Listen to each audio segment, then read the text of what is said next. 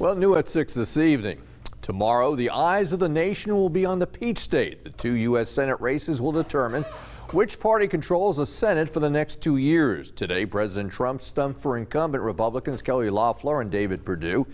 Meanwhile, President-elect Biden was campaigning for Democratic candidates Raphael Warnock and David Ossoff.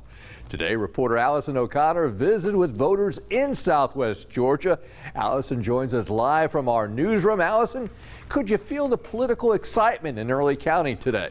Oh, of course, Mike. The people of Early County had a lot to say about the election tomorrow, and even about the November 3rd election. Some believe the results were wrong, and some trust the process, but all have an opinion on tomorrow's races. Well, I've been disappointed. Why is that? Because of everything that has gone on.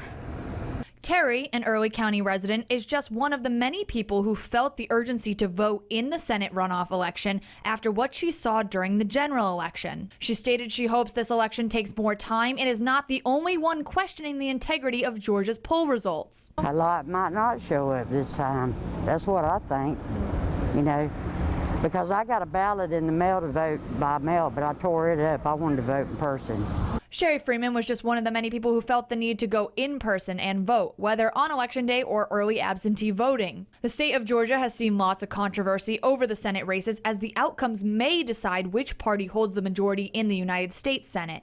But some still have faith in the process, despite what many have stated and the tensions that have been felt across the state since November. And that is the one thing that we do in this country. Americans vote. Americans are given a right to vote.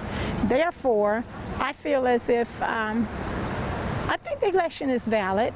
I trust the Secretary of State, Raffensperger, that he's doing the right thing constitutionally for the people. Many are getting out to vote, whether early absentee, by mail, or on January 5th, with the eyes of the nation held on the Peach State. And WDHN is your local election headquarters, and we will keep you up to date on all election race results. Back to you, Mike and Paige.